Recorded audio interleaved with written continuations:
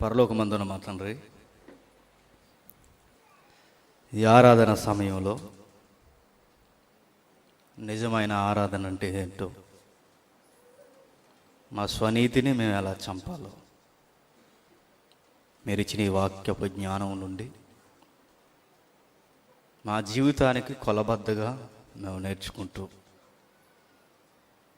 మమ్మల్ని మేము ఉపేక్షించుకుంటూ, సిలువనెత్తుకుంటూ నిత్య జీవానికి అర్థమైన మీ కుమారుని కనుగొనడానికి మరింత పరిపూర్ణంగా మమ్మల్ని నడిపిస్తారని ప్రత్యక్షంగా పరోక్షంగా వింటున్న వారందరికీ ఈ మాటలు జ్ఞానముతో వారి హృదయాలు నింపుతారని ఎదురు చూస్తున్నాం తండ్రి. చెబుతున్న నా యందు మీరే ఉండి మాట్లాడండి. వింటున్న మీ పిల్లలకి అర్థం చేసుకునే మంచి మనసును అనుగ్రహించండి. విన్న మాటలు విని మర్చిపోయేవారుగా కాకుండా ఈ విన్న మాటలే రేపు మమ్మల్ని నిత్య జీవంలో నిలబెట్టేవని గుర్తెరిగి బాధ్యత కలిగిన కుమారులుగా అందరూ స్వీకరించడానికి మీరే మీ ఆత్మ సహాయంతో మమ్మల్ని అందరినీ సంధిస్తారని ఎదురు చూస్తూ మీ కుమారుడు మా రక్షకుడైన క్రీస్తు నామాన్ని ప్రార్థన సమర్పిస్తున్నాము తండ్రి. ఆమేన్.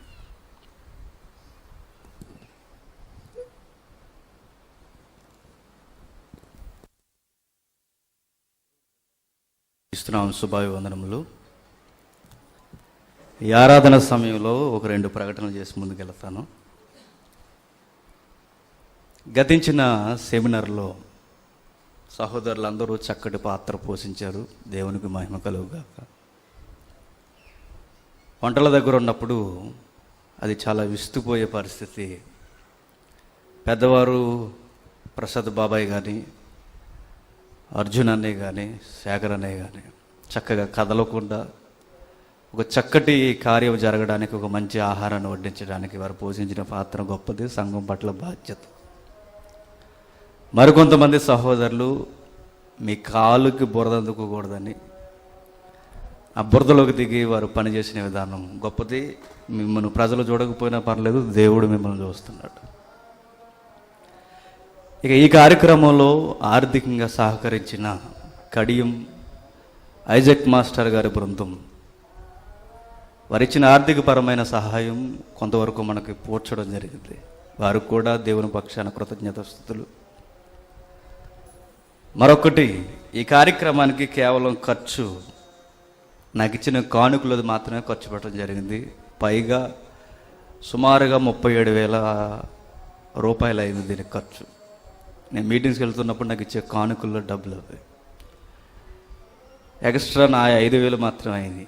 ఇక మిగిలిన వారు ఎవరు పూతుకు పూలు కూడా దేవునికి ఇవ్వలేదు. మీకంతా ఘనము కరుణం కాక అనుకుంటున్నారా? దేవుని చిత్తమైతే సహకరించడానికి ప్రయత్నం చేయండి. మరికొంతమంది అప్పన్ బాబాయ్ ఇలాంటి వారు పెరుగు బకెట్స్ ఇచ్చారు. గొప్ప సంగతి. మరి మిగిలిన వారికి ఏంటి, ఇది మా ఫంక్షన్ కాదు వాళ్ళ ఫంక్షన్ అనుకుంటున్నారా?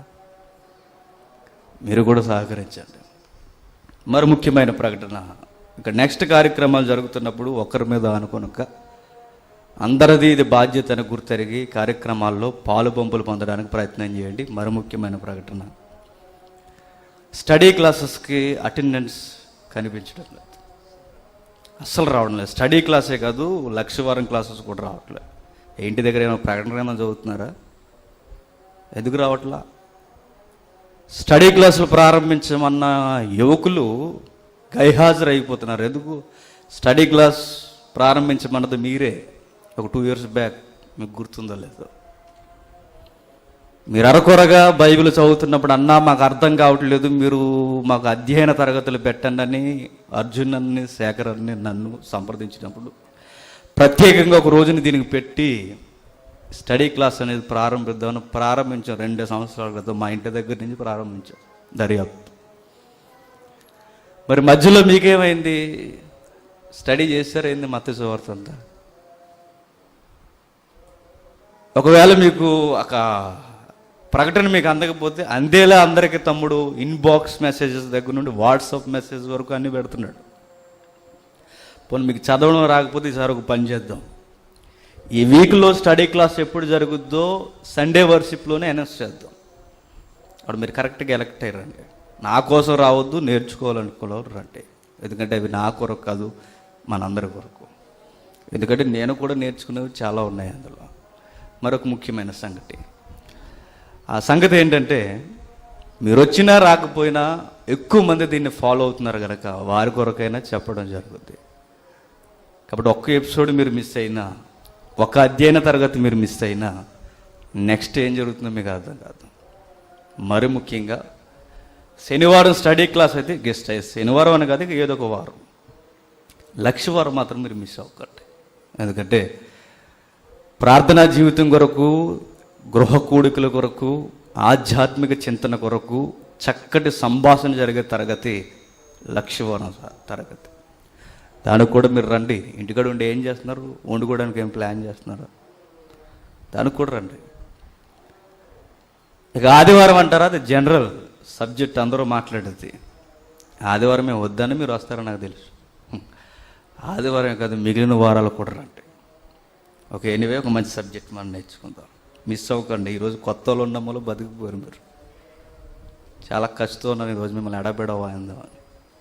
కొత్త వారు వచ్చారు కదా, అలా భయపడిపోయి మానేస్తారేమండి, మీకు రాయితీ అన్నమాట. ఒక్కొక్క మంచి సందర్భం మనం చూద్దాం. ఈ మధ్యకాలంలో ఎక్కువ మందిగా మనలో నలిగిపోతున్న క్రైస్తవులకి అందని ఒక కొలబద్ద ఉంది. అది నేను టచ్ చేయను, కానీ కావలసిన విషయం నేను చెప్తా. దేవుడిచ్చిన ఈ మహాజ్ఞానపు గ్రంథంలో క్రైస్తవ్యం అన్న పదానికి శీర్షికగా ఆలోచించడం ప్రారంభిస్తే, ఈ పదంలో మరి ముఖ్యంగా క్రైస్తవ్యంలో కీలకమైన పాత్ర పోషించిన వ్యక్తి మనకు కనబడతాడు. అంటే అందరూ పోషించారు, మెరుగుగా మనకి బాహ్యంగా కనిపించే వ్యక్తి అపోస్తుడైన పౌలు. ఆ పౌలు గారి పత్రికల్లో ఒక దైవజనుడు ఒక నిలువెత్తు మాట, ఒక మంచి మాట అన్నాడు. ఆ మాట ఏంటంటే, నువ్వు ఒక ప్లాస్కోతో టీ నిండుగా పెట్టుకుని గ్లాసుల తాగుతూ ఆ పత్రిక చదివినా నీకు ఆ పత్రిక అర్థం కాదు. ఆ పత్రికే రోమీలికి రాసిన పత్రిక అన్నాడు. దాన్ని మనం దాచుకున్న టీ అన్న అయిపోతేమో కానీ పత్రికలో సారం మాత్రం నీకు వస్తూనే ఉంటుంది. నీకు అందని ప్రశ్నలు ఎన్నో వస్తూనే ఉంటాయి. అది రోమీలికి రాసిన పత్రిక అన్నాడు. దాన్ని అర్థం చేసుకోవడం ఆసమాస్య కాదు. ఆ అపోస్తుల కార్యం పక్కన ఉంటుంది, అదే కదండి అనుకోక, ఆ అపోస్తుల కార్యం పక్కన ఉన్న అదే మన మెదడును కదిపేది. ఎలర్ట్గా వినండి, ఏమాత్రం సరిగ్గా వినకపోయినా తర్వాత చూసుకుందాం. రోమీలికి రాసిన పత్రిక 4వ అధ్యాయం, రోమీలికి రాసిన పత్రిక 4వ అధ్యాయం 1వ వచనం నుండి, కాబట్టి శరీర విషయమై మన మూల పురుషుడు అబ్రహాముకి ఏమి దొరికెను అని అందుము. అబ్రహాము క్రియల మూలముగా నీతిమంతుడని తీర్చబడిన ఎడల అతనికి అతిశయ కారణము కలుగును గాని అది దేవుని ఎదుట కలుగదు. లేఖనము ఏమి చెప్పుచున్నది? అబ్రహాము దేవుని నమ్మెను, అది అతనికి నీతిగా ఎంచబడెను. పని చేయవానికి జీతము రుణమే గాని దానమని ఎంచబడదు. పని చేయక భక్తిహీనుని నీతిమంతుడుగా తీర్చివాని యందు విశ్వాసముంచు వానికి వాని విశ్వాసము నీతిగా ఎంచబడుచున్నది. ఆ ప్రకారమే క్రియలు లేకుండా దేవుడు ఎవరిని నీతిమంతుడుగా ఎంచునో ఆ మనుష్యుడు ధన్యుడని దావీదు కూడా చెప్పుచున్నాడు. అర్థమైందా? అర్థమైనట్టుగా ఉందా? అర్థమైపోయిందా? ప్రశ్నలు మీవే, సమాధానాలు మీ దగ్గర ఉన్నాయి. పౌలు గారు రోమీలతో మిళితమై ఉన్న మిశ్రిత జనాంగానికి, అనగా అన్యుల నుండి క్రైస్తవులైన వారికి, అలాగే యూదుల నుండి క్రైస్తవులైన వారికి, అలాగే ఆయా ప్రాంతాలకు చెందిన స్థానిక సంఘానికి, కూటమిగా ఉన్న వారికి లేవనెత్తి మాట్లాడుతున్నాడు. రోమ పత్రికలో, రోమన్స్ అంటే చిన్న విషయం కాదు. బాగుగా నాగరికత ఎరిగిన వారు. సందర్భం ఇది కాదు కనుక ఎస్ట్రేజులు వెళ్ళట్లా. జ్ఞానయుక్తమైన మనసు కలిగిన వారు. మీరు విన్నారా లేదో, ఎన్నోసార్లు చదివి ఉంటాం మనం. పరిపూర్ణులైన వారి మధ్య జ్ఞానమును బోధించుచున్నాం అన్నాడు. పరిపూర్ణులైన వారి మధ్య అంటే మనోళ్ళు అన్నారు, స్కాలర్స్. అట్లా లేదు భయ్య అక్కడ. పరిపూర్ణులైన వారి మధ్య అంటే డిగ్రీలు సంపాదించిన పట్టాలు పుచ్చుకున్న గురువులకు చెబుతున్నావు అని కాదు అక్కడ. మన వాళ్ళు అలాగే తయారయ్యారు. మన బ్యాచ్కి ఎలా ఉంటుందంటే అంతా గురువులు కూడా ఏం తెలియదు అంటాం, మన గురువు దగ్గర నేర్చుకుని.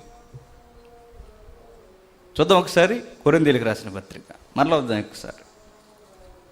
ఎక్కడది? కొరింథీయులకు రాసిన పత్రిక 2వ అధ్యాయం 6వ వచనం. పరిపూర్ణులైన వారి మధ్య జ్ఞానమును బోధించుచున్నాము, అది ఈ లోక జ్ఞానము కాదు, నిరర్ధకులైపోతున్న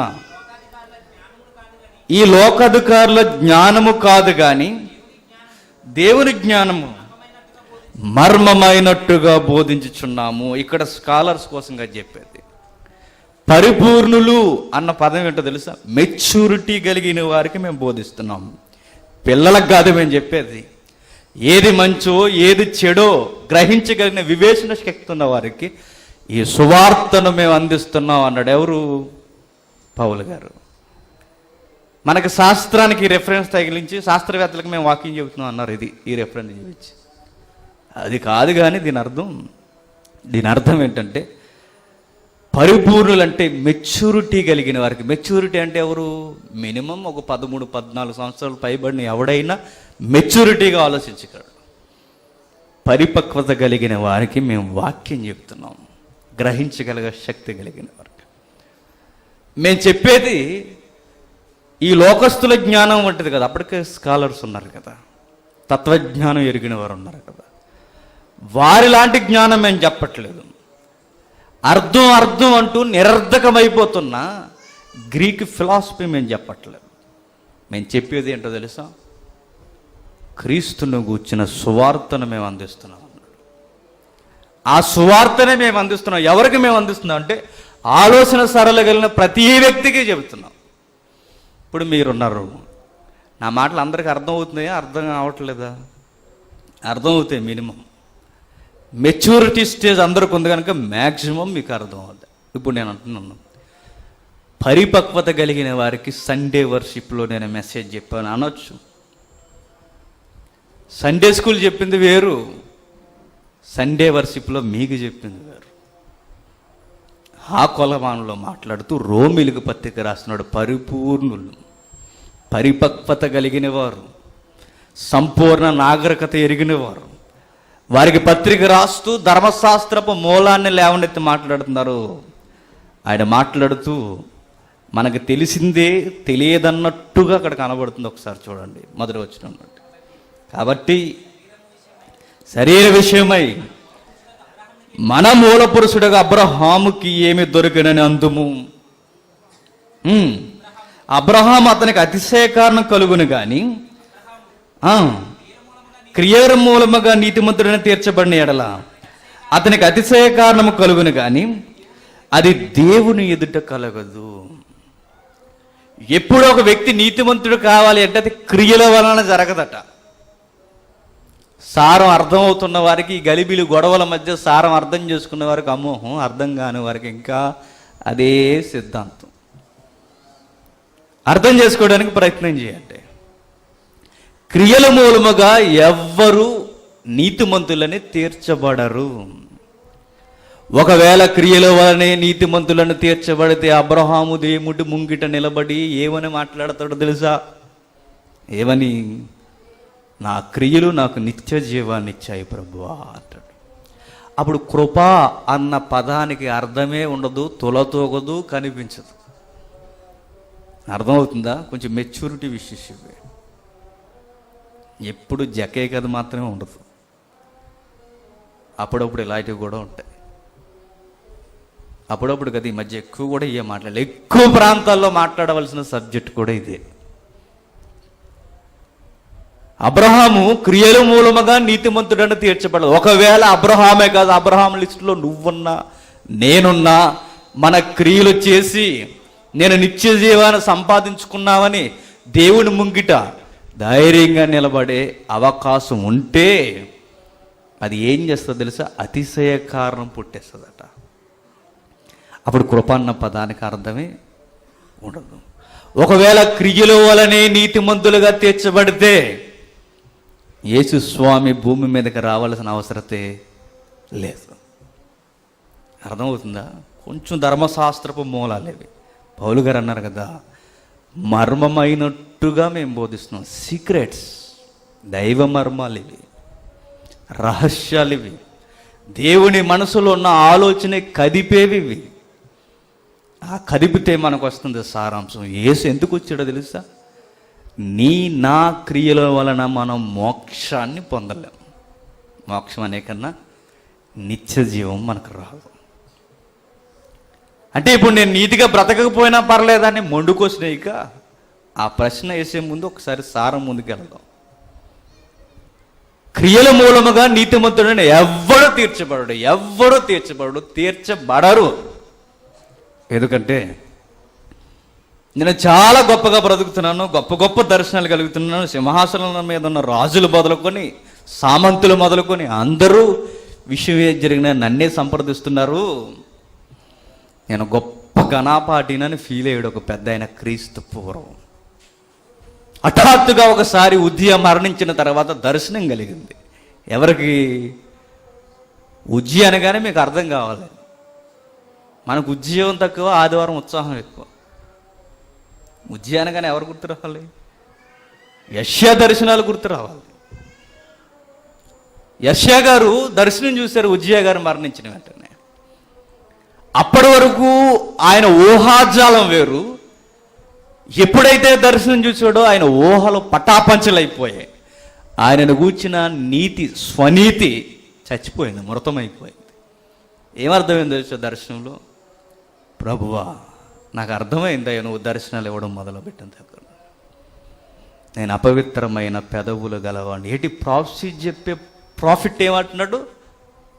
నేను అపవిత్రమైన పెదవులు గలవాడినట్టు. ఏంటి? ప్రవచనాలు చెప్పే ప్రవక్త. కాస్తంత మెరుగైన ప్రసంగం చేసేసరికి ప్రసంగంలో ఇండైరెక్ట్గా నేను వెనక కనబడతాను, నేను పెద్ద ఘనాపాటిని అన్నట్టు. ప్రవచనాలు చెప్పిన ఆయనే అంటున్నాడు ఏమన్నా తెలుసా? నా పెదవులు వేస్ట్ అయ్యా. ఎప్పుడు యెషయాకు అర్థమవుతుంది? దేవుని వెలుగులోకి జరుగుతున్నప్పుడు అర్థమవుతుంది.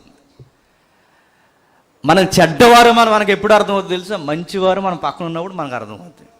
చుట్టూ దుష్టులు, దుర్మార్గులు ఉన్నారనుకోండి, నేను చాలా బాగున్నానండి బాబు అనుకుంటా. మన పక్కన మంచివారు ఉన్నప్పుడు మనకు తెలుస్తుంది మనం ఎంత నీచంగా ఉన్నాం. అయినా మనం ఎలాంటి వారు? నువ్వే చెడ్డోడు అంటే ఎవరు మంచోడిని? యెషయా అనలేడు కదా అలా, నువ్వు చెడ్డోడు అని అనడానికి వ్యక్తి కాదు కదా పక్కన ఉన్నది. ఎవరు? దేవుడు. మనిషి అయితే ఒకవేళ అనుతుడేమో మానవ దృక్కోణంలో. మనిషికి కొంచెం మంచి మనిషికి పక్కకి జరిగితే నీకన్నా నేనే బాగున్నాను అందుడేమో యెషయా. కానీ జరిగింది మనిషి పక్కకు కాదు కదా. ఎవరు వెలుగులోనికి?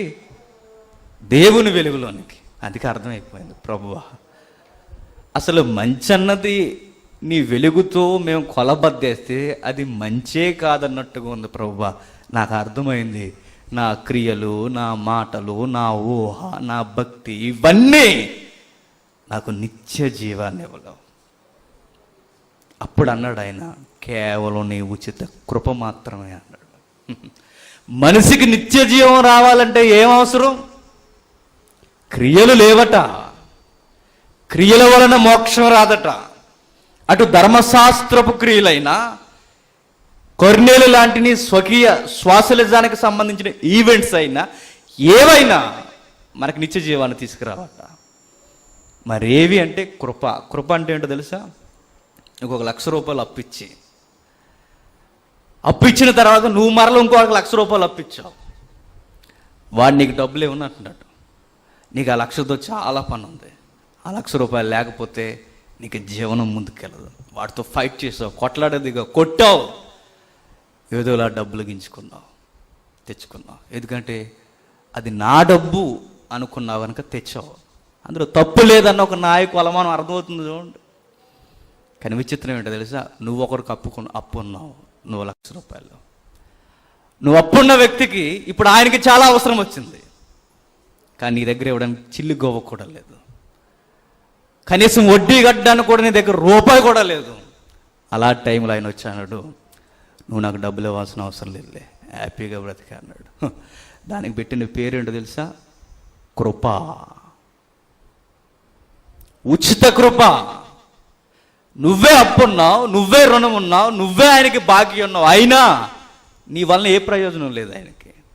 నీ వలన ఆయనకి గుండెకు బాధ తప్ప నీ వలన ప్రయోజనం ఏమీ లేదు. అయినా ఆయన అన్నాడు, నేను వదిలేశాను, నీతికి బ్రతికా అన్నాడు. దాన్నే కృప అన్నారు. నువ్వెన్ని గింజుకున్నా ఆయన అప్పు తీర్చలేవు, ఎందుకంటే నీ అయిపోయింది నీ సీనెక్క. అలాంటి టైంలో దేవుడిచ్చాడు కృప అన్న పదాన్ని. మన నీతి క్రియలు చేసి అది గొప్ప ఆస్తిగా కూడగట్టుకొని గొప్ప క్రియలు చేసి గొప్ప గొప్ప నీతిమంతులుగా సమాజం చేత ముద్రించుకున్న వెళ్ళిన తర్వాత ఈ మూటను ఎలా పట్టుకెళ్ళి ఒక్కసారి దేవుని ముంగిట వెలుగులో పెడితే అది ఎలా ఉంటుందో తెలుసా? ఒక చెత్త కుప్పలా ఉంటుంది, పనికిరాని శ్మశానపు దెబ్బలా ఉంటుంది. ఏంటి? నీతి క్రియలు. దాన్నే అంటున్నాడు ఇప్పుడు పౌలు గారు లేవనెత్తి. చాలా పెద్ద పెద్ద మాటలు మాట్లాడాడు ఆయన. అందుకే క్రైస్తవ విలువలకు కేర్ ఆఫ్ అడ్రస్ అయ్యాడు ఆయన. ప్రభు అంత బలముగా వాడుకున్నాడు ఎవరిని? పౌలు గారు. పౌలు గొప్పతనం కాదు, కానీ క్రైస్తవ సిద్ధాంతం ఇది రైటా ఇది తప్ప, ఏది రైటు ఏది తప్పు అనగానే వెంటనే జడ్జిమెంట్ చేసుకోవడానికి జడ్జిగా ఎవరు పత్రికలు తీసుకుంటారో తెలుసా? పౌలు గారివే. విషయం ఏదన్నా లేవనెత్తే సమాజం, సార్వత్రిక సంఘంలో ఏదన్నా కుదరని సిద్ధాంతం బయటకు వస్తే వెంటనే అన్ని సిద్ధాంతాలకి అడ్డుకట్టలేసి గొప్ప సువార్త సారాన్ని అందించిన వ్యక్తి పౌలు గారు. అట్టి పౌలు, అంత మేధాశక్తి కలిగిన పౌలు అబ్రహాముని కొలమానం మీదకు తీసుకొస్తున్నాడు. ఇప్పుడు అబ్రహాం తెలుసు కదా మనందరికీ, ఎందుకు తెలియదు? మన పితరుడు కదా ఆయన అన్నాడు. అవును, ఆయన క్రైస్తవులకి పితరుడే, ఇస్లాం వారికి పితరుడే, అలాగే పాలస్తీనా భూభాగంలో నివసిస్తున్న ద్వంద్వ జనాంగం ఇశ్రాయేలీలకి యూదులకి కూడా పితరుడే. అందుకే మన అన్న పదం ధైర్యంగా వాడేశాడు. మన పితరుడైన అటు క్రైస్తవులకైనా అటు ఇశ్రాయేలుకైనా అటు యూదుల నుంచి వచ్చిన క్రైస్తవులకైనా ఎవరికైనా మన పితరుడైన అబ్రహాం అన్నాడు.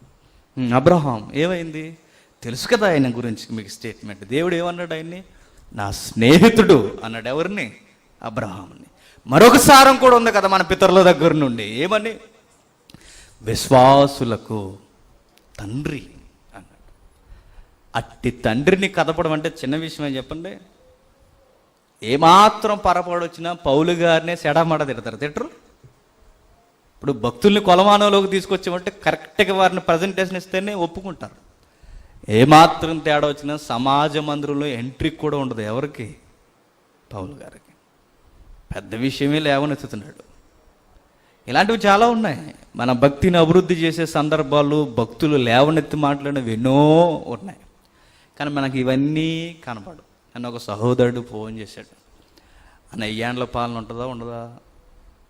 ఇప్పుడు 1000 ఏండ్ల పాలన జరిగిపోతుంది అంటున్నారు, ఒకవేళ జరుగుద్దా జరగదా? నేను అన్నమాట ఒకటే, భయ్యా జరుగుద్దా జరగదు కదా. ఒకవేళ జరుగుతూ ఉంటే ఇందులో అయినా మనం ఉండాలి, ఒకవేళ జరగాల్సి ఉంటే అందులో అయినా ఉండడానికి ప్రయత్నం చేయాలి. ఇప్పుడు అక్కడ జరగబోయే దాంట్లో అక్కడ ఉండాలన్నా, జరుగుతున్న దాంట్లో ఎక్కడ ఉండాలన్నా మనం చేయాల్సింది ఏంటో తెలుసా? క్రీస్తును ఆనుకుని ఉండాలి భయ్యా అని చెప్పాను. అది కాదన్న జరుగుద్దా జరగదా? ఒకవేళ జరిగితే నువ్వు నేను అని చెప్పాను. ఒకవేళ జరుగుతూ ఉంటే ఎలాంటి దృక్కోణాలు ఉంటే నువ్వు నేను ఉండవు సుమా అని. అదిగా ఆయన డైరెక్ట్ ఆన్సర్ కావాలంటున్నాడు. ఒకరోజు బైబిల్ పట్టుకురా చెబుతాం అన్నాడు. ఇప్పుడు 1000 ఏండ్ల పాలన జరుగుద్ది అని నమ్మిన వాడికి పరలోకం ఇస్తానని లేదు. అక్కడ జరుగుతుంది అని నమ్మిన వానికి పరలోకం ఇస్తాడని లేదు.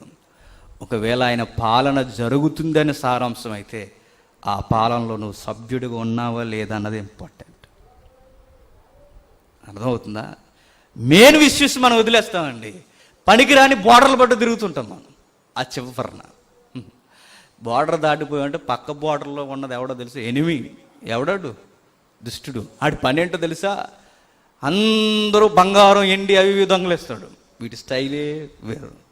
నీ దగ్గర విత్తిన వాక్యాన్ని దొంగలిస్తాడు. వీడు వాక్యపు దొంగ. ఎవడు? దుష్టుడు. అందుకే బార్డర్ దగ్గర కాబట్టి వద్దు. బార్డర్ దగ్గరికి వెళ్ళాలంటే మంచి పికప్ ఉన్నప్పుడు వెళ్తే బాగుంటుంది. నీకు ఎప్పని ఆపరేట్ చేయకుండా బార్డర్ దగ్గర తిరగడానికి ఏమో దాన్ని కాల్చిపోయి నువ్వు కాల్ చేసుకుంటావు. అవునా కదా? అందుకే ఫస్ట్ ఈ విషయం చూద్దాం, లోపల అంతర్గతమైన విషయాలు చూద్దాం. ఇప్పుడు బహిర్గత అంతర్జాతీయ విషయాలు తర్వాత చూద్దాం. పౌలు గారు అంటున్నారు చూడండి, రోమిలికి రాసిన పత్రిక 4వ అధ్యాయం 1వ వచనం నుండి చిన్న మీకు ఒక రాయితీ ఇస్తా. చాలామంది ఫీల్ అవుతున్నారండి కదా ఆలస్యం అవుతుందని. మీకు చిన్న టెక్నిక్ చెప్పిన, మేము ఎలా రెఫరెన్స్ చూడడానికి కింద చూసినప్పుడు మీరు అలా లెగిసి వెళ్ళిపోండి. ఇలా చూసి చెప్తున్నప్పుడు ఎవరు లెక్కండి, చాలా డిస్టర్బెన్స్ అవుతాయి. చిన్న రాయితీ అది. కానీ విషయం ఏంటంటే మేము చూడకపోవచ్చు కానీ ఆయన చూస్తాడు. జాగ్రత్త, టైం వేస్ట్ అవుతుంది. వచ్చేదే సండే గంట, మళ్ళీ ఈ గంటలో మీరు గడియారాలు ఇంకా ప్రసంగికుడు ఇంకా చూస్తే ఎట్లా కుదురుద్ది అదంతా? అసలు భయభక్తులు లేవా ఏంటి నాకు అర్థం కాదు. బాధపడినట్టు ఒక విషయం చెప్తాను. ఎక్కువ మంది సహోదరులు ఫోన్ చేసినప్పుడు అంటారు, అన్న మీ సంఘాన్ని చూడాలన్నా. నాకు నవ్వు వస్తుంది. మా సంఘాన్ని చూస్తారా? గొప్ప ఘనాపాటిలు ఉన్నారు బాబు మా సంఘంలో. బాబు ఎక్కడ ఇండియా వచ్చిన వెంటనే మీ సంఘానికి వస్తామని, ఇండియా వచ్చిన వెంటనే మీ సంఘానికి రండి బాబు, ఘనాపాటిలు అందరూ మా సంఘంలోనే ఉన్నారు. అందరికీ ఆదర్శంగా ఉండడానికి ప్రయత్నం చేయండి. మన సంఘంలోనికి నూతన మనుష్యులు ఎవరైనా వస్తే ఎలా ఉండాలి? అబ్బా, వారి చింతన, దైవభక్తి, వారి ఆరాధన విధానం భలే ఉంటుందండి. వెళితే ఆ సంఘానికి వెళ్ళాలి, స్థానిక సంఘానికి అనిపించుకోవాలి. ఏం సంఘం అండి? మా ఇద్దరు సంఘం అనుకోకూడదు. అట్లా ఉండొద్దు. ఉండి దేవునికి ఉగ్రత పాత్రలు కావద్దు. కాబట్టి శరీర విషయమై మన మూల పురుషుడు అబ్రహాముకి ఏమి దొరికినందుము? అబ్రహాము క్రియల మూలముగా నీతిమంతుడని తీర్చబడిన ఎడల అతనికి అతిశయ కారణము కలుగును గాని అది దేవుని ఎదుట కలగదు. అబ్రహాముకి క్రియల వలన నీతిమంతుడని రాలేదట ట్యాగు. మరి ఆ స్టాంప్ ఎలా వచ్చింది ఆయనకి? క్రియల వలన కాదు, మరి ఎలా? విశ్వాసము వలన వచ్చింది. విశ్వాసం అన్నది కూడా కొంచెం గ్రిప్తో పట్టుకోండి. విశ్వాసం వలన ఆయనకి నీతిమంతుడని వచ్చింది. విశ్వాసము వలన. మీరు అబ్జర్వ్ చేయండి, ఏప్రిల్కి రాసిన పత్రికను మీరు ఆ 2 పత్రికలు క్షమించండి, ఆ 2 పట్టికలు చదువుతున్నప్పుడు, 1 11వ పట్టిక, 2 12వ పట్టిక. పట్టిక అంటే ఏదో అనుకోండి, అధ్యాయం. ఆ 11వ అధ్యాయం కానీ 12వ అధ్యాయం కానీ మీరు చదువుతున్నప్పుడు నీతిమంతుల పట్టిక మనకు కనబడుతుంటుంది. కానీ విచిత్రం ఏదంటే ఆ పట్టిక అంతా దేన్ని బేస్ చేసుకుని వెళ్ళిపోతుందో తెలుసా? విశ్వాసము వలన నీతిమంతులు. మరి క్రియలు? నో క్రియలు. క్రియలు లేదు అక్కడ మేజర్గా. మరి మేజర్గా కనిపిస్తున్నది ఏంటి? ఇదిగో అబ్రహాము విశ్వాసం వలన నీతిమంతుడు, ఆనోకు విశ్వాసం వలన నీతిమంతుడు, సమూయేలు విశ్వాసం వలన నీతిమంతుడు. విశ్వాసము వలనే నీతిమంతుని పట్టికలో చేర్చబడ్డారు. వారి విశ్వాసమును బట్టి నీతిమంతులని ధృవీకరింపబడ్డారు. మరి క్రియలు ఏమైపోయాయి అంటే ఇప్పుడు మీరు అనుకోవచ్చు, అంటే మనం మీటింగ్స్ గట్రా చేయకరొద్దా అని జనరల్ కోసం ఎన్నో వచ్చేస్తే మీకు అదే అదే అదే అది అర్థం కాకే చివరికి మనకు బుర్ర తీయడం ఎక్కువైపోయి మనం గొప్ప క్రియలు చేసేస్తున్నాం, పక్కడు ఏం చేయట్లేదు అంటాం. అలాగే తయారైపోయాం మనం అందరం. నువ్వు చేసే సేవ అంతా, నేను చేసే సేవ అంతా, నీకు వస్తుంది పరలోకం, నాకు వస్తుంది. ఇది ఈ కొలమానం ఎలా ఉందో చెప్పండి. ఒకరోజు వారు ప్రార్థన చేశారు ఇద్దరు. ఎవరు? పరిసయ్యుడు, సుంకరి. వాడు అదే కొలమానం. ఈరోజు మన క్రియలను బట్టి, అంటే దేవుని పనిని బట్టి, దేవుడి యొక్క చేస్తున్న పరిధిని బట్టి మనం కూడా ఉప్పొంగిపోతున్నాం, అతిశయిస్తున్నాం. మనం కూడా తెలియకుండానే స్వనీతి గర్వం మనలో విలయతాండం చేస్తుంది, పొంగింపజేస్తుంది. నువ్వు బాగా చేస్తున్నావు దేవుని పని, బాగా చేస్తున్నావు దేవుని పని. చాలామంది పొగుడుతున్నప్పుడు నాకు కొంచెం ఏకారంగా ఉంటుంటుంది. మొన్న అక్కడ పొగిడారు, అన్నయ్య చాలా కష్టపడుతున్నాడు అండి పాపం, నైట్ ఉద్యోగం చేసుకుంటాడు, పగల సేవ చేస్తుంటాడు, సాయంత్రం మీటింగ్స్కి వెళ్తాడు. ఇది ఎలా ఉంటుంది తెలుసా? దేవుని ఎదుట ఎక్కిరించేలా ఉంటుంది. ఆయన బెస్ట్ ఎగ్జాంపుల్ చెప్పాడు. ఉదయం నుంచి సాయంత్రం వరకు పని చేయించి సాయంత్రం వచ్చి యజమాని అంటాడు ఆ పని కూడా చేసి వెళ్ళిపో, భోజనం చేసేలా అడగడు, ఆ పని కూడా చేసేలా అంటాడు. చెయ్యాలి మనం దాసులం కనుక. అంత కష్టపడ్డాడు, ఇంత కష్టపడ్డాడు, అది అసలు పొగడ. అందుకే మీరు గమనించండి, నాకు ఏ ప్రసంగికుని పొగడాలనిపిస్తుంది, పొగడకూడదు కూడా. అది మన పని అయ్యా, మన బాధ్యత. మనం పాలకులం కాదు కదా, దాసులం. మనం పని చేయవలసిన వారు. చేస్తున్న పనికి మళ్ళీ కొలబద్దు పెడుతున్నామంటే ఏమంటాడు? ఇప్పుడు బట్టల షాపులో ఒక పనివాడు ఉన్నాడు అనుకోండి, ఆ పని అంతా సాయంత్రం ఈరోజు అన్ని రోజుల కన్నా ఈరోజు బాగా ఎక్కువ అమ్మేసానండి, ఈరోజు శాలరీ పెంచండి అంటే ఏమంటాడు? చిన్నోర్మి, నెలంతా ఒకటే శాలరీ అంటాడు. మళ్ళీ ఈరోజు ఆ రోజు అని కొలత నువ్వు నెలకే జాయిన్ అయ్యావు. మనం కూడా మన నెల కాదు, మన జీవితం ఒక శాలరీ ఉంది మనకి. ఆ శాలరీ కూడా వచ్చేది మనం చేస్తున్న పనిని బట్టి కాదు. ఆ శాలరీ కూడా ఏంటో తెలుసా? కృప అన్నాడు. అంతే. నువ్వు 60 ఏళ్ళు దేవుడి కొరకు అసూలు బాసి కిడ్నీలు తీసేసి గుండెకాయ తీసేసి ఇంకా రక్తం ఇచ్చేసి అన్నీ చేసేసిన శరీరమును తీరేసుకున్నా దాన్ని బట్టి నిత్యజీవం రాదు.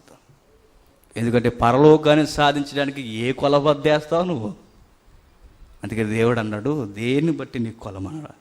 నువ్వెక్కడైతే ఓడిపోయావో అక్కడే మళ్ళీ నిన్ను తట్టి నిలబెట్టడానికి యేసుక్రీస్తు వచ్చాడన్నమాట. అదే కృప. ఆయన గురించి ఒక మంచి వచనం ఉంది, ఎన్నోసార్లు చదివేసి ఉంటారు. ఈ సందర్భంలో ఒకసారి కదపండి, బాగుంటుంది. అది యోహాను సువార్త 1వ అధ్యాయం. యోహాను సువార్త 1వ అధ్యాయం. కృప అన్నది ఎంత మేజర్ విషయం ఒకసారి మీరు గమనించండి. 1వ అధ్యాయం 14వ వచనం. ఆ వాక్యము, ఏ వాక్యము? మొదటి నుండి చెప్పుకొస్తున్న వాక్యం. ఒకసారి చూడండి, ఈ సారం మీకు అర్థం కావడానికి మొదటి వచనం నుండి. ఆది యందు వాక్యం ఉండెను, వాక్యము దేవుని యొద్ద ఉండెను, వాక్యము దేవుడై ఉండెను, ఆయన ఆది యందు దేవుని యొద్ద ఉండెను, సమస్తము ఆయన మూలముగా కలిగెను, కలిగి ఉన్నది ఏదియు ఆయన లేకుండా కలగలేదు, కలిగి ఉన్నది ఏది ఆయన లేకుండా కలగలేదు. ఎవరైనా సృష్టికర్తకి మరొక స్వరూపంగా కనబడుతున్నాడు. ఈయన కూడా అంటున్నాడు యోహాను గారు, సృష్టికర్తే అని. సృష్టికర్త అయిన దేవుని దగ్గర సృష్టికర్త అయిన యేసుక్రీస్తు కనబడుతున్నాడు. ఆయన ఈ భూమి మీదకి వచ్చాడట. ఆ వాక్యము శరీరధారి అయి కృపా సత్య సంపూర్ణుడిగా మన మధ్య నివసించిన. కృప అన్న పదం వాడాడు చూడండి.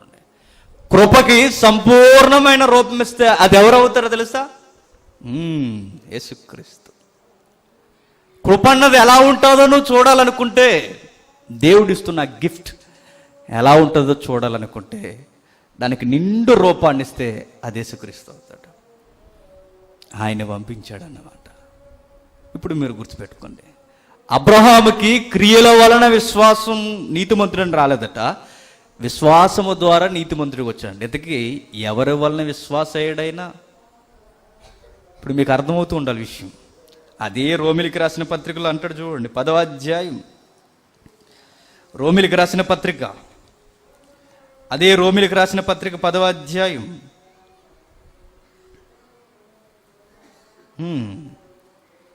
ఇంటి వలన విశ్వాసం. 17వ వచనం. కాగా వినుట వలన విశ్వాసము కలుగును, వినుట క్రీస్తును గూర్చిన మాట వలన కలుగును. విశ్వాసం అన్నదానికి పునాది ఏదని చెబుతున్నాడు తెలుసా? యేసుక్రీస్తు. ఇప్పుడు అబ్రహాము కూడా నీతిమంతుడిగా తీర్చబడాలి అంటే రోమపత్రిక సారాంశంలోనే తెలుస్తుంది. అబ్రహాము విశ్వాసం వలన నీతిమంతుడు అంటే అబ్రహాము ఎవరి వలన గురించాడు? ఎవరి మీద గురించాడు? ఎవరి మీద గురుంది ఆయనకి? క్రీస్తు మీద. మరి అబ్రహాము కుమారుని బలిచ్చినప్పుడు ఆ బలిని బట్టి నీతిమంతుడు కాదా? కాదు అంది బైబిల్. మీకు ఇప్పటికే బైబిల్ పరిజ్ఞానం అంటే కొన్ని మాటలు మీ మైండ్లో తిరుగుతూ ఉండాలి. యాకోబు గారు ఇచ్చిన స్టేట్మెంట్స్ అవన్నీ. ఆయనేమంటాడు? క్రియలేని విశ్వాసం మృతం. ఇదేంటి మరలా? పెద్ద ఆయన పౌలు ఎలా అంటున్నాడు? ఆయన కూడా పెద్ద ఆయనే, 12 మందిలో ఒక మెంబర్. ఎవరు? యాకోబు గారు. ఆయనేమంటున్నాడు?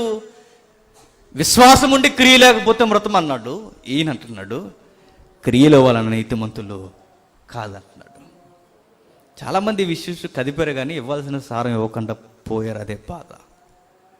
దేవుని కృపను బట్టి మనం ఆలోచించడానికి ప్రయత్నం చేద్దాం. నేను చెప్పేది కూడా సంపూర్ణమైన ఫిక్స్ అయిపోకండి. ఇది ఒక అడుగు మీరు ముందుకు వెళ్ళడానికి. ఇంకా చాలా అడుగులు ఉన్నాయి మీరు ప్రయత్నం చేస్తే. అంటున్నాడు, వినుట వలన విశ్వాసము కలుగును, ఆ వినుట క్రీస్తు మాట వలన, క్రీస్తుని కూర్చిన మాట వలన కలుగును. విశ్వాసం అన్న దానికి కొలబద్ద ఎవరిని జీవిస్తున్నారంటే యేసుక్రీస్తునే. అంటే ఇప్పుడు అబ్రహాము నీతిమంతుడిగా తీర్చబడింది కుమారుని బలివ్వడంలో కదా? కాదు.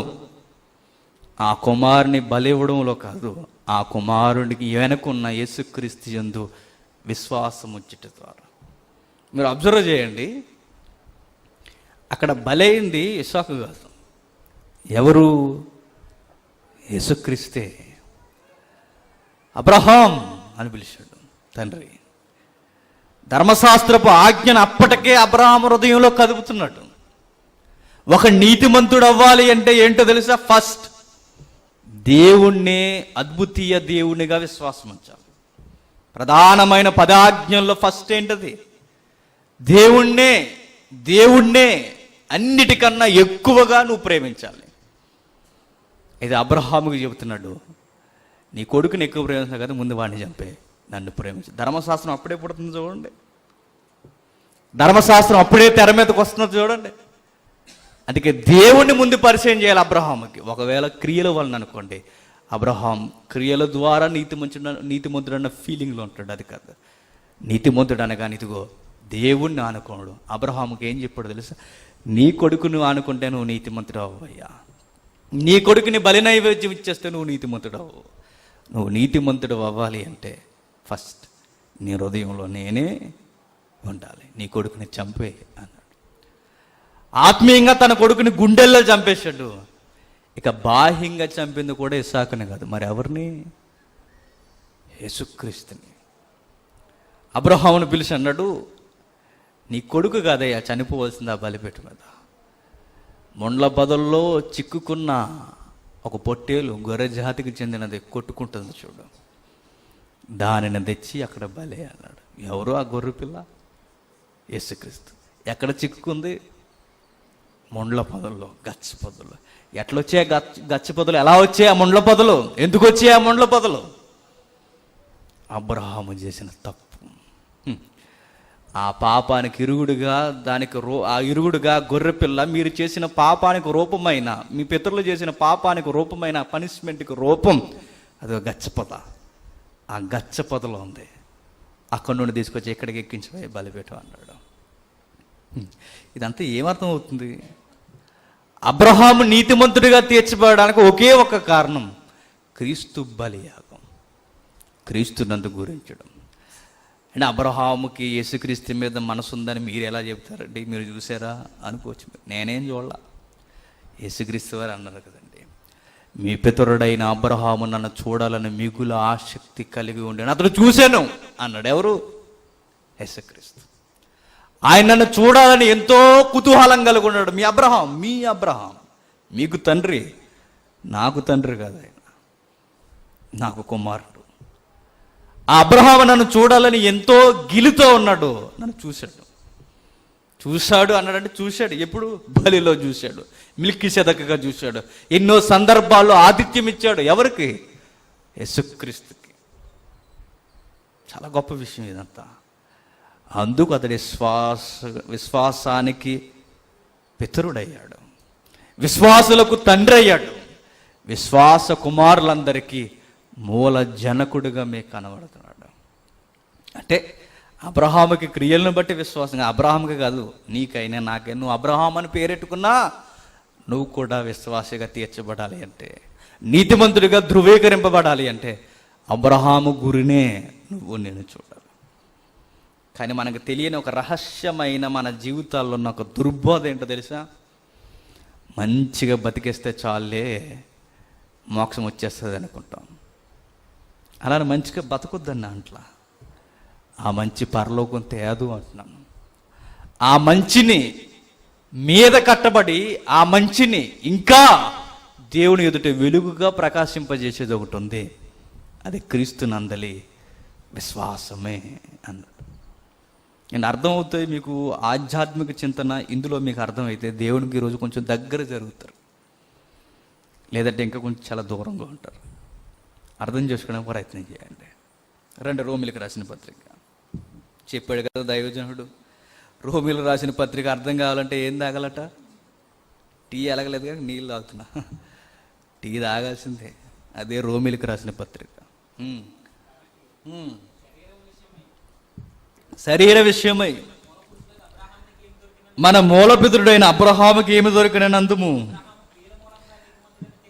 అబ్రహాము క్రియల మూలముగా నీతిమంతుడని తీర్చబడిన ఎడల అతనికి అతిశయ కారణము కలుగును గాని అది దేవుని ఎదుట కలుగుతుంది. అబ్రహాముకి క్రియల వల్ల ఒకవేళ అతిశయ కారణం కలిగినా దేవుని ముంగిటికి వెళ్తే ఏమవుద్ది? అది దేవుని ఎదుట కలుగుతట. ఎందుకు? యెషయాకి జరిగింది అదే కదా. అప్పటి వరకు తన ఎదుట తాను అతిశయ కారణంతో ఉన్నాడు. దేవుని ఎదుటికి వెళ్ళేసరికి అతిశయ కారణం ఏమైంది? ఆవిరైపోయింది. నీ నా ఎడల అబ్రహాము గొప్ప కనిపించవచ్చు ఒకవేళ క్రియలు చేసి, ఆ క్రియలను పట్టుకుని దేవుని ఎదుటికి వెళితే అది దేవుని ఎదుట అతిశయ కారణముగా నిలబడదు.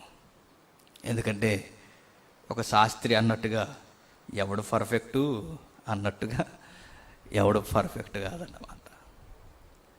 ఎందుకంటే అట్యాక మనం తగిలించుకోలేం.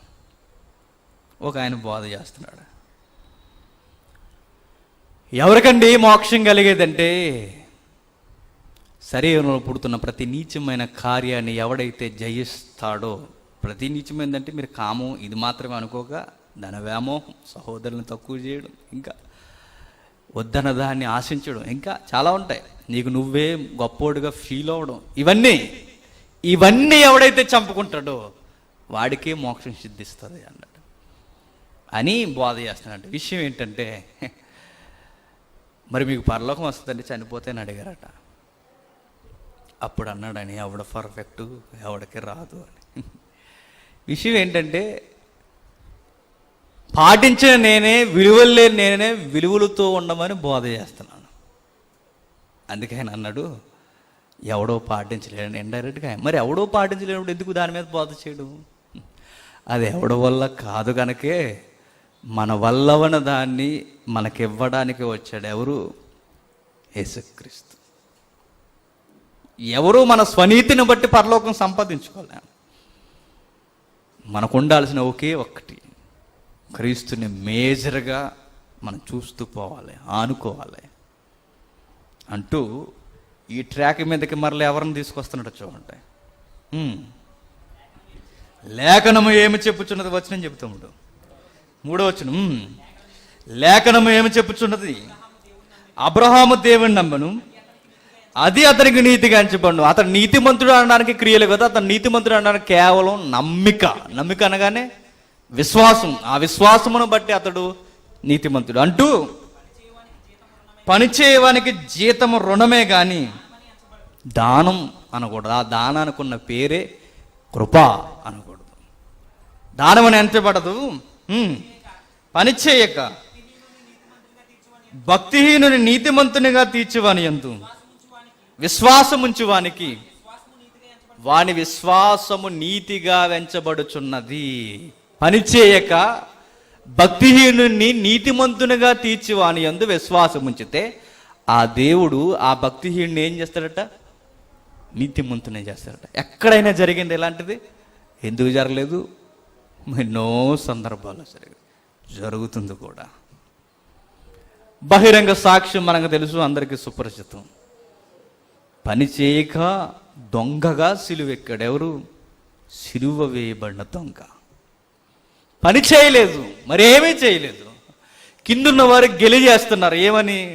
నువ్వు రక్షించుకొని మమ్మల్ని రక్షించవయ్యా, నువ్వేటి లోకాన్ని రక్షించేదని దారంటి పోతున్న యోధ జనాంగం అంతా యేసుక్రీస్తున్న మాటల చేత గిల్లుతున్నారు. అది నిత్యము కలిగి ఉన్నాడు గట్ట, నిశ్చయత కలిగిన వాడు కనుక ఎవరికి ఆన్సర్ ఇవ్వాల్సిన అవసరత లేదు. అయితే ఒకడు మాత్రం గురిపెట్ట చూశాడు, ప్రభువా నీతో పాటు నన్ను కూడా తీసుకెళ్ళవా అన్నాడు. ఇప్పుడే అడిగేస్తున్నావు ఏంటయ్యా? అప్పుడే కాదు నువ్వు అడగాల్సింది, మరణించి తిరిగి లేచిన తర్వాత అడుగు అనలా. ఏమన్నాడు? రేపు నాతో పాటు నీవు కూడా పరదేశంలో ఉంటావు అన్నాడు. అంతే. పని చేయలేదు, పని చేయని వాడిని ఎలా తీర్చిదిద్దాడు? నీతిమంతుడిగా. ఏం పని చేశాడు? పబ్లిక్ మీటింగ్లో ప్రసంగం చేశాడా? శిలువ మీద ఏలాడాడు. ఏం పని చేశాడు? సంఘాన్ని ఏమన్నా నడిపించాడా? లేదే. ఏజెన్సీ ప్రాంతాలకు పోయి ఏమైనా సువార్త చేశాడు? అది చెయ్యొద్దని కాదు, దానిని బట్టి ఆయనకి మోక్షం కాదు. మరి ఆయనకి ఎలా మోక్షం వచ్చింది? ఒకే ఒక్క కొలబద్ద వేలాడుతున్న ఆయనకు అర్థమైంది, ఎవడిని బట్టి నీతిమంతుడిగా తీర్చబడలేదు. ఇదిగో నా పక్కన ఏ తప్పు చేయకుండా వేలాడుతున్న ఈయన బట్టే నాకు నిత్య జీవాన్ని గుర్తించాడు. వెంటనే ఆ నమ్మికను బట్టి బలా, రేపు నాతో కూడా నువ్వు కూడా ఉంటా అన్నాడు. అసలు నిత్య జీవం అంటే ఏంటో చెప్పనా? చూద్దాం ఒకసారి. యోహాను సువార్త 17వ అధ్యాయం. యోహాను సువార్త 17వ అధ్యాయం 3వ వచనం. యోహాను సువార్త 17వ అధ్యాయం 3వ వచనం. అద్వితీయ సత్యదేవుడు అయిన నిన్నును నీవు పంపిన యేసుక్రీస్తుని ఎరుగుటయే నిత్య జీవము. అది అసలు విషయం. మనకి నిత్య జీవం అన్న దానికి అర్థం ఏంటో తెలుసా? యేసుక్రీస్తుని గుర్తించి యేసుక్రీస్తు మీద విశ్వాసం ఉంచడమే నిత్య జీవానికి అర్థం, పరమార్థం. మీరు బైబిల్ని ఎక్కడ కదపండి, ఈ కోణంలో మీరు ఎక్కడ కదిపినా ఆ ఎండింగ్లో నీకు కనిపించేది ఒకే ఒక్కరు, యేసుక్రీస్తు. ఒకరోజు ఫాతిమా లెటర్ రాసింది తండ్రికి. ఫాతిమా బేగం లెటర్ రాస్తూ, తండ్రి మీరు చెప్పిన క్రియలన్నీ నేను చేస్తున్నాను తండ్రి, మీరు చెప్పిన ఆచారాలన్నీ నేను పాటిస్తున్నాను, నాకు నిత్య జీవం వస్తుందా అని అడిగింది ఫాతిమా బేగం. అమ్మా తల్లి, ఈ డౌట్ నీకే కాదు నాకు కూడా డౌటే, నేను నిత్య జీవం వెళ్తాను లేదు అంతే అన్నాడు. ఎవరైనా ఇస్లాంకి మూలకర్త ముహమ్మద్, చదవని కావాలంటే పోయి, తన కూతురు లెటర్ రాసింది. ఏమని? తండ్రి మహమ్మద్, మీరు చెప్పినవన్నీ నేను ఆశ్రయిస్తున్నాను, నాకు నిత్య జీవం వస్తుందా అని అడిగింది. ఆయన అన్నాడు మరల ఉత్తరం సమాధానం రాస్తూ, నాకు కూడా డౌటే తల్లి అన్నాడు. మీరు ఏ మతాన్ని కదపండి, ఎక్కడికి పోండి, ఏ మతం జోలికి వెళ్ళినా వచ్చే పెద్ద క్వశ్చన్ మార్క్ ఏంటో తెలుసా? ఇన్ని చేస్తున్నాం కదా, నాకు నిత్య జీవం వస్తుందా అన్న ప్రశ్న మిగిలిపోతుంది. తలనీలాలు ఇస్తాం హైందవ సిద్ధాంతంలో. 12 సంవత్సరాలకు ఒకసారి నీళ్ళతో స్నానం చేస్తాం. చేసేసాం కదా, ఇక పోయాయి అనుకోవడానికి వీలు లేకుండా మరలా ఈ నీళ్ళాలు ఇస్తాం, ఆ నీళ్ళలో ములుగుతాం, మరలా 12 సంవత్సరాలు వచ్చిన మళ్ళీ ములుగుతాం. ఇది దేనికయ్యా ములుగుతున్నా అంటే పాపాలన్నీ కడిగేసుకోవడానికంటే. మరి ఒకసారి ములిగితే సరిపోద్ది కదా. 12 ఎందుకు ములుగుతున్నావు? 12 నదులు ఎందుకు తిరుగుతున్నావు దేశం చుట్టూ? గిలి లోపల ఒక డౌట్ ఉంది చూసారా? వెళ్తానా? అదే ఆ గిలిలో చూశారు, ఆ డౌట్ ఉంది చూశారు. మోక్షానికి లేదా నిత్య జీవానికి నేను వెళ్ళగలను. ప్రతి మతంలో ఆ డౌట్స్ ఉన్నాయి. ఇస్లాంలో ఉంది, ఐంధవ్యంలో ఉంది, క్రైస్తవ్యంలో కూడా ఉంది. ఏంటో చెప్పనా? నేను పుట్టి క్రైస్తవుడిని అని చెప్తాను. నేను పుట్టుకతోనే క్రైస్తవుని. ఈ చిత్రం ఏంటంటే, నువ్వు పుట్టు క్రైస్తవుడు అని మళ్ళీ పుడితే కానీ క్రైస్తవుడు, అది విషయం. నేను పుట్టు క్రైస్తవుడిని అయినా, నువ్వు పుట్టు క్రైస్తవుడు అయినా, నువ్వు మరలా పుడితేనే క్రైస్తవుడివి. పుట్టు క్రైస్తవుడు కాదా నేను పరలోకం వెళ్తాను డౌట్. మరెవరు? నీటి మూలంగాను ఆత్మ మూలంగాను ఎవడైతే జన్మిస్తాడో వాడు క్రైస్తవుడు. పుట్టుకతో క్రైస్తవం ఎక్కడుంది?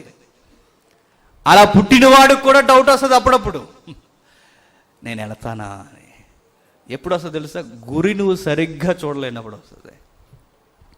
ఇప్పుడు వస్తేనే అన్ని మతాలలో అదే. అందుకే ఏంటయ్యా నిత్య జీవాన్ని నిలదీసి అడిగితే బైబిల్ అంటుంది, క్రీస్తుని ఎరుగుటయే నిత్య జీవం. మీకు అసలు నిత్య జీవం డెఫినేషన్ తెలియదు అన్నాడు మనల్ని ఒక మాటలో. అదేంటో తెలియాలంటే మీకు ఇస్తున్న ఒక గిఫ్ట్ ఉంది, ఆ గిఫ్ట్కి ఒక రూపాన్ని ఇస్తే అది లార్డ్ జీసస్ అవుతాడు. ఆయన మీరు చూడండి అన్నాడు. ఆయనని మీరు చూస్తే అప్పుడు మీకు అర్థమవుద్ది ఆ నిత్య జీవం కొలమానం అన్నాడు. మీరు అనుకోవచ్చు 1 గంట అయింది కదండి, అర్థమైతే అర్థం అవ్వకపోతే ఏంటి వదలండి అనుకుంటున్నారు కదా. మీరు ఇంటికి వెళ్ళిన తర్వాత ఈరోజు క్లాస్ తర్వాత భోజనం చేయరు కానీ ఖచ్చితంగా టీ తాగుతారు. ఇది రోమపత్రిక. ముందు మనం అర్థం చేసుకోవాల్సింది ఒకే ఒక్కటి, ఇది మీ కొరకు కాకుండా సార్వత్రికంగా అందరి కొరకు అయితే ఆలోచించవలసిన విషయం ఇది.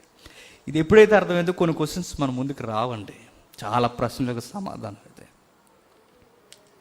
ఒకరోజు ఒక అబ్బాయి వచ్చాడు, చుడాయిజం నుంచి ఒక యంగ్ బాయ్ యేసుక్రీస్తు దగ్గరికి, యూదుడు. ఆ యవనస్తుడు వచ్చి మాట్లాడుతున్నాడు. ఆ సందర్భం చాలాసార్లు మనం విన్నాం, కానీ మనకు అర్థం కానివి కొన్ని ఉన్నాయి. ఆ యవనస్తుడు వచ్చి అంటున్నాడు, మోక్షానికి పోవడానికి నాకు ఇది సరిపోద్దా అని. గిలి చేస్తున్న అతనికి కనిపించని గిలిగింతలేంటో ఒకసారి చూద్దాం. రోమిలికి రాసిన పత్రిక, అపోస్తలుడైన పౌలు రోమిలికి రాసిన పత్రిక, క్షమించండి మార్కు సువార్త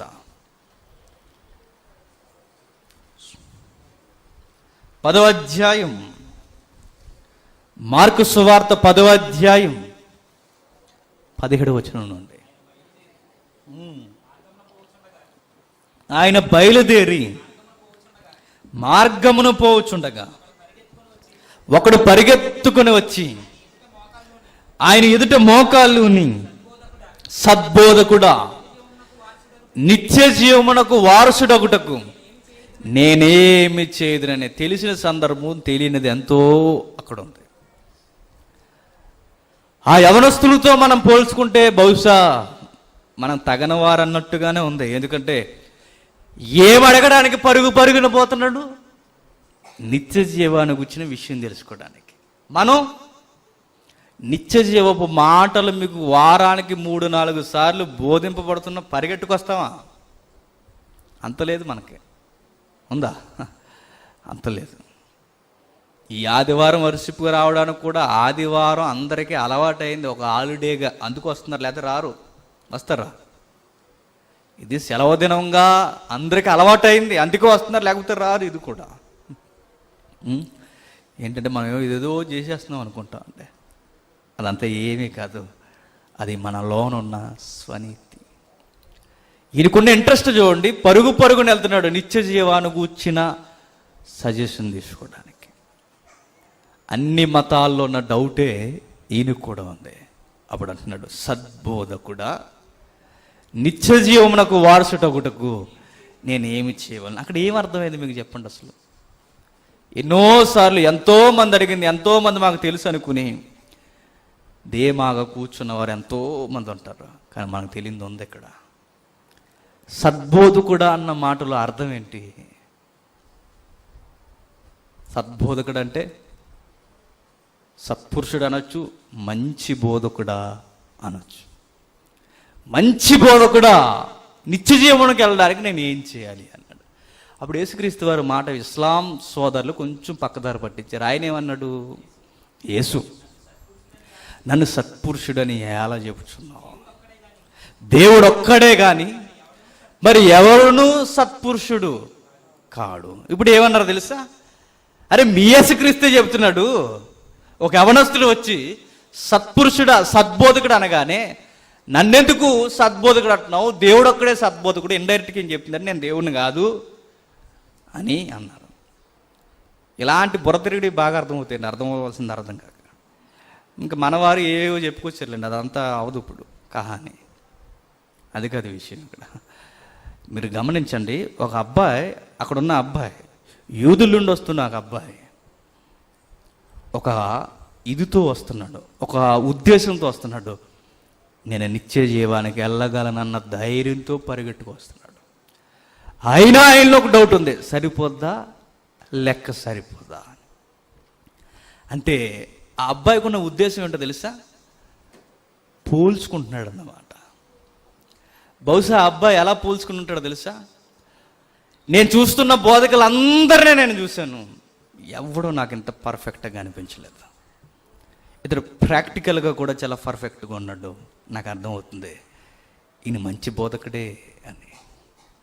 సద్బోధకుడు అనే సంబోధన ఎందుకు చేశాడంటే యేసుక్రీస్తుని ఎవరితో పోల్చాడు? మిగిలిన బోధకులతో పోల్చాడు. అది నువ్వు చేసిన ఫస్ట్ మిస్టేక్. యేసుక్రీస్తుని మిగిలిన బోధకులతో పోలుస్తున్నాడు.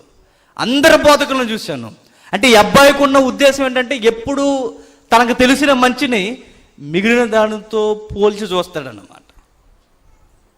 అది ఇతను చేస్తున్న మిస్టేక్. అప్పుడు అన్నాడు, నన్ను సద్బోధకుడని ఎలా చెబుతున్నావు? బహుశా మిగిలిన బోధకులతో నన్ను లెక్క కట్టావు కదా. అసలు సద్బోధకుడు ఎవరో తెలుసా? నువ్వు అనుకుంటున్న మంచి కూడా అది మంచి కాదయ్యా, దేవునిదే మంచి అన్నాడు. అర్థమైతే అమోహం. నువ్వు అనుకుంటున్నావే మంచి అని, నువ్వు అనుకుంటున్నది కూడా మంచి కాదు. మరి ఎవరు మంచి? ఎక్కడుంది మంచి? దేవుడు ఒక్కడే అన్నాడు. నేను మిగిలిన వారితో నన్ను ఎందుకు పోలుస్తున్నావు? మిగిలిన బోధకులతో నన్ను ఎందుకు పోలుస్తున్నావు? వారితో పోల్చుకుని నేను బెస్ట్ అనుకుని నీకోసం నన్ను అడుగుతున్నావా? బెస్ట్ ఏంటో చెప్పనా? దేవుడు మాత్రమే అన్నాడు. ఇండైరెక్ట్గా ఏం చెప్పాడు తెలుసా? డైరెక్ట్ క్వశ్చన్స్ కొన్ని సందర్భాల్లో డైరెక్ట్ ఆన్సర్ ఇవ్వలేదు యేసుక్రీస్తు. వారికి అర్థమయ్యేలా చెప్పడానికి ప్రయత్నం చేశాడు. ఆ రూట్లో వస్తున్నాడు అన్నమాట. ఎవరు? యేసుక్రీస్తు. ఈ రూట్లో ఈ అబ్బాయి వచ్చాడు, ఆ రూట్లో ఆ అబ్బాయికి చెప్పాలనుకుంటున్నాడు. ఇండైరెక్ట్గా ఆయన చెప్పింది ఏంటో తెలుసా? నువ్వు అనుకుంటున్న బోధకుల్లాటోను కాదయ్యా, నేను దేవుణ్ణి అన్నాడు. నువ్వు అనుకుంటున్న బోధకుల్లాటోను కాదు, నువ్వు బోధకులతో కలుపుతున్నావు. సద్బోధకుడు అని మిగిలిన బోధకులతో కలుపుతున్నావు. దేవుడు ఒక్కడే బోధకుడు, విషయం నీకు తెలియదు అన్నాడు. అక్కడ ఆపి కొంచెం ముందుకెళ్ళాడు. ఏమంటున్నాడు చూడండి, నరహత్య చేయవద్దు, వ్యభిచరించవద్దు, దొంగిల్లవద్దు, అబద్ధ సాక్ష్యము పలకవద్దు, మోసపుచ్చవద్దు, నీ తల్లిదండ్రులను సన్మానింపుము అని ఆజ్ఞలు నీకు తెలియను కదా అని అతడితో చెప్పాను. ఏమవుతుంది? సత్పురుషుడా అన్నాడు. సత్పురుషుడు అన్న దానికి ఒకవేళ యేసుక్రీస్తుని ఏ విధంగా చూసుకుంటే బర్నబాను కూడా ఏమన్నారు? సత్పురుషుడే అన్నారు లేదు? మీకు డౌటా? ఒకసారి చూద్దాం, ఎందుకని ఆరోగ్యకరంగా. అపోస్తల కార్యములు 11వ అధ్యాయం 24వ వచనం.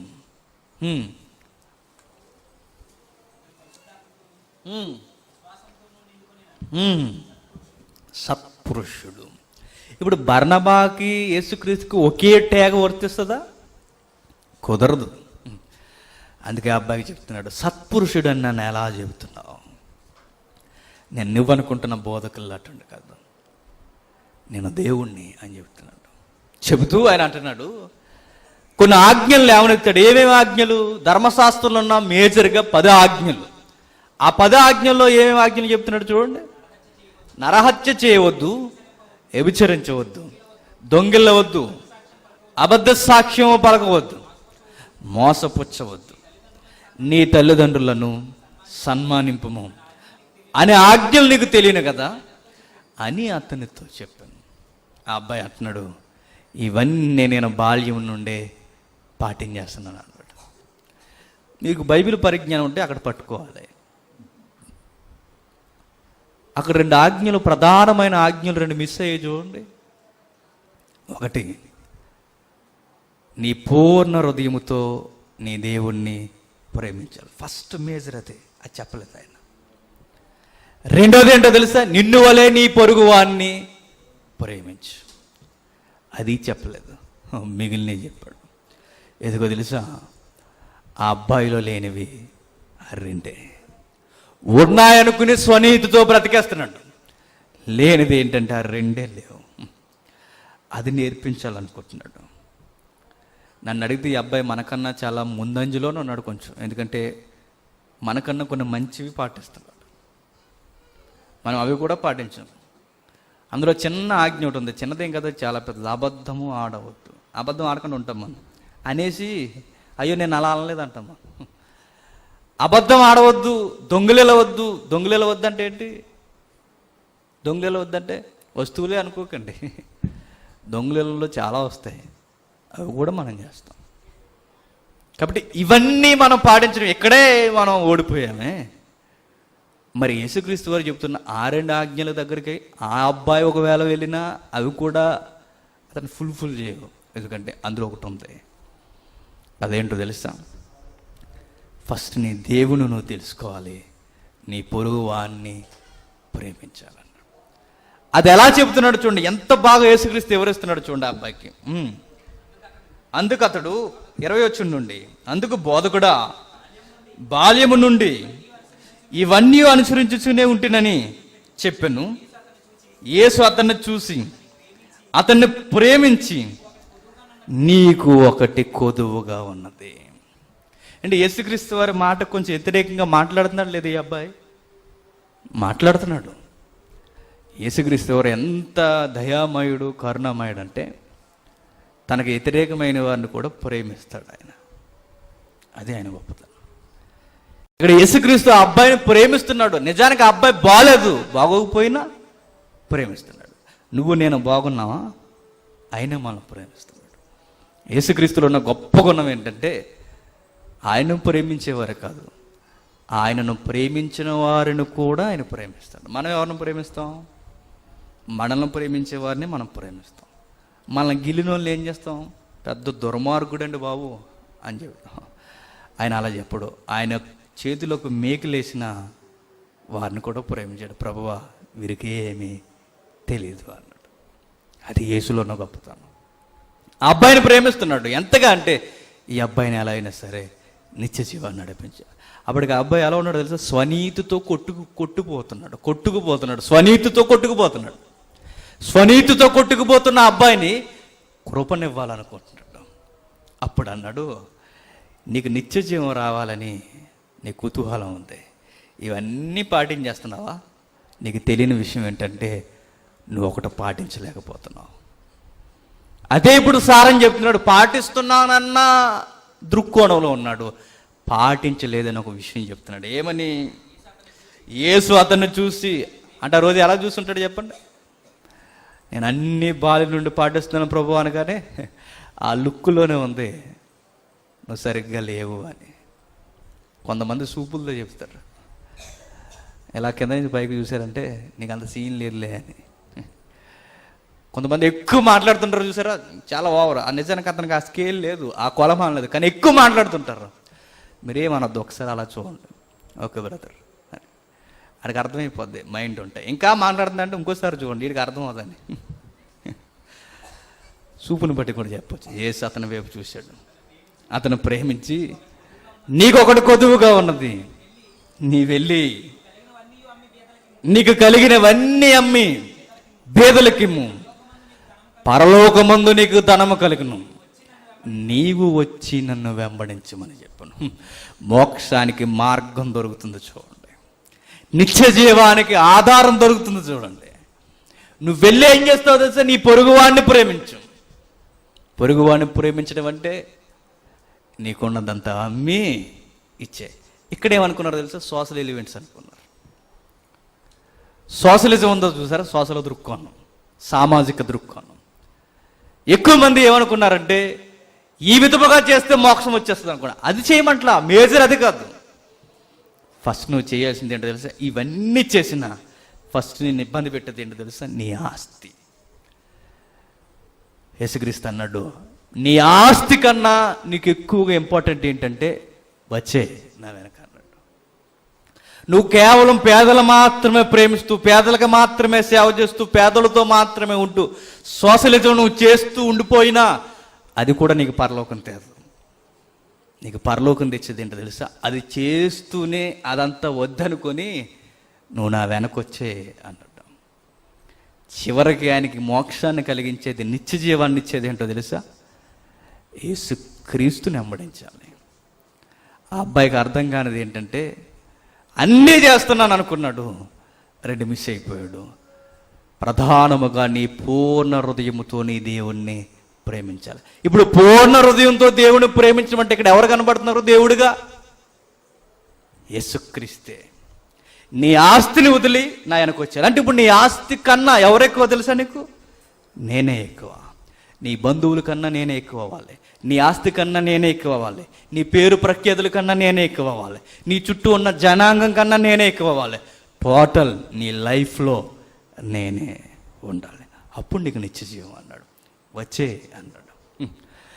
ఇన్ని చేసినా, ఇన్ని జరిగించినా యేసు లేని సేవ చివరికి ఏమవుతుందో తెలుసా? శూన్యమైపోతుంది. అందుకే చెయ్యి. నీ ధనం మీద ప్రేమ ఉంది కదా, నీ ధనము కన్నా నేను ఎక్కువ. నా దగ్గరకు వస్తున్నప్పుడు దాన్ని ఏం చేస్తా తెలిసే, దాన్ని తీసుకెళ్ళి పేదలకు ఇచ్చే. పొరుగు వాడిని ప్రేమించు. ధర్మశాస్త్రంలో ప్రధానమైన 2 ఆజ్ఞలు ఉన్నాయి. ఒకటి, నీ దేవుని ప్రేమించాలి. 2, నీ పొరుగు వాడిని ప్రేమి. ఇవి లేకపోతే నువ్వు పరలోకం రావయ్యా అన్నాడు. అంతే. అప్పుడు అర్థమైపోయింది శిష్యులకి. అప్పుడు శిష్యులకి మనలాంటి వారు కదండి, ట్రైనింగ్లో ఉన్నారు పాపం అప్పటికి.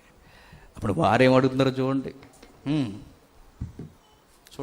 చూడమంటే అలా ఎరగా చూడక టీ తాగుతారా? రోమపత్రిక 10వ అధ్యాయం 23 వచ్చిందండి. చుట్టూ చూసి, ఇది బెస్ట్ ఎగ్జాంపుల్, అందరూ గమనించండి అన్నాడు శిష్యులందరినీ. దేవుని రాజ్యములో ప్రవేశించుట ఎంతో దుర్లభమని తన శిష్యులతో చెప్పాను. ఆయన మాటలకు శిష్యులు విస్మయముందిరి.